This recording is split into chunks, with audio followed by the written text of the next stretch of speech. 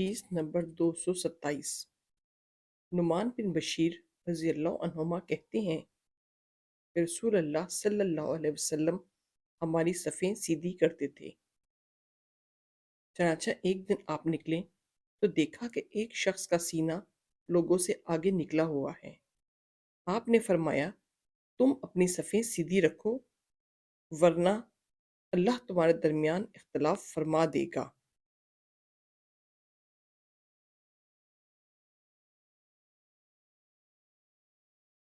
امام ترمذی کہتے ہیں نعمان بن بشیر رضی اللہ عنہما کی حدیث صحیح ہے۔ اس باب میں جابر بن سمرہ، برا، جابر بن عبداللہ، انس، ابو ہریرہ اور عائشہ رضی اللہ عنہم سے بھی احادیث آئی ہیں۔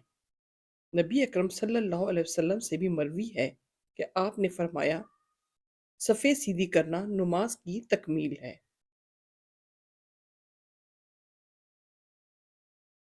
حدیث نمبر 229۔ عبد الحمید بن محمود کہتے ہیں کہ ہم نے عمرہ میں سے ایک امیر کے پیچھے نماز پڑھی۔ لوگوں نے ہمیں دو ستونوں کے درمیان نماز پڑھنے پر مجبور کر دیا۔ جب ہم نماز پڑھ چکے تو انس بن مالک رضی اللہ عنہ نے کہا، ہم لوگ رسول صلی اللہ علیہ وسلم کے زمانے میں اس سے بچتے تھے۔ امام ترمذی کہتے ہیں انس رضی اللہ عنہ کی حدیث صحیح ہے۔ اس باب میں قرۃ بن ایاس مزنی رضی اللہ عنہ سے بھی روایت ہے، علماء میں سے کچھ لوگوں نے ستونوں کے درمیان صف لگانے کو مکروہ جانا ہے۔ احمد اور اسحاق بن راہویہ بھی یہی کہتے ہیں، اور کچھ علماء نے اس کی اجازت دی ہے۔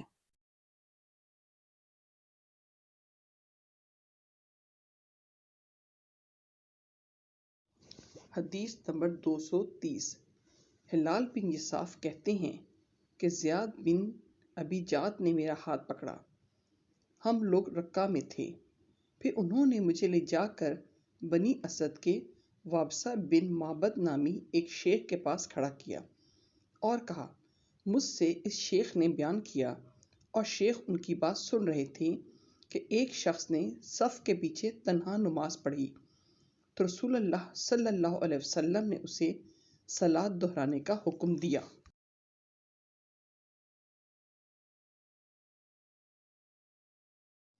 امام ترمذی کہتے ہیں وابسہ بن معبد رضی اللہ عنہ کی حدیث صحیح ہے۔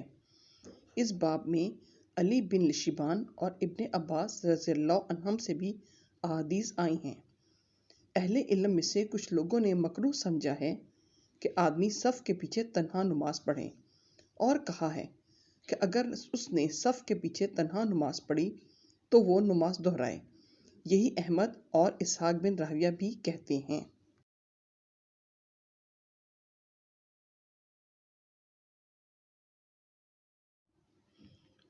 حدیث نمبر 232۔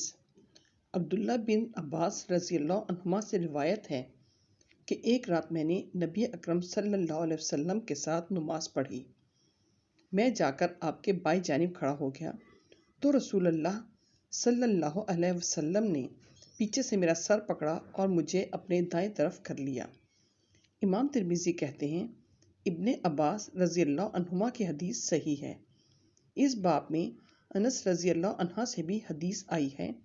صحابہ کرام اور ان کے بعد والے اہل علم کا اسی پر عمل ہے کہ جب ایک آدمی امام کے ساتھ ہو تو وہ امام کے دائیں جانب کھڑا ہو۔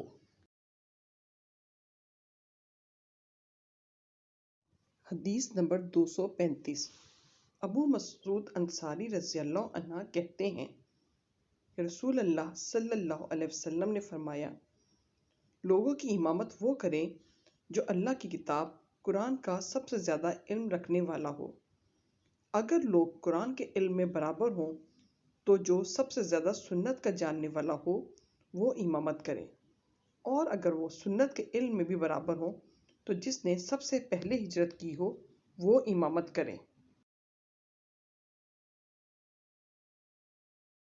اگر وہ ہجرت میں بھی برابر ہوں تو جو عمر میں سب سے بڑا ہو وہ امامت کرے۔ آدمی کے دائرہ اقتدار میں اس کی امامت نہ کی جائے، اور نہ کسی آدمی کے گھر میں اس کی مخصوص جگہ پر اس کی اجازت کے بغیر بیٹھا جائے۔ امام ترمذی کہتے ہیں ابو مسعود رضی اللہ عنہ کی حدیث صحیح ہے۔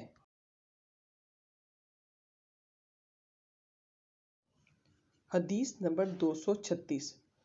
ابو ہریرہ رضی اللہ عنہ کہتے ہیں کہ نبی اکرم صلی اللہ علیہ وسلم نے فرمایا، جب تم میں سے کوئی لوگوں کی امامت کرے تو چاہیے کہ ہلکی نماز پڑھائے، کیونکہ ان میں چھوٹے، بڑے، کمزور اور بیمار سبھی ہوتے ہیں، اور جب وہ تنہا نماز پڑھے تو جیسے چاہے پڑھے۔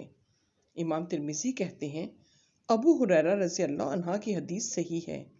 یہی اکثر اہل علم کا قول ہے۔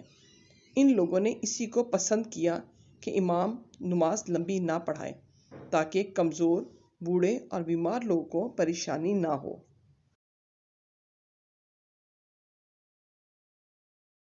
حدیث نمبر 237۔ انس بن مالک رضی اللہ عنہ کہتے ہیں کہ رسول اللہ صلی اللہ علیہ وسلم لوگوں میں سب سے زیادہ ہلکی اور سب سے زیادہ مکمل نماز پڑھنے والے تھے۔ امام ترمذی کہتے ہیں، یہ حدیث صحیح ہے۔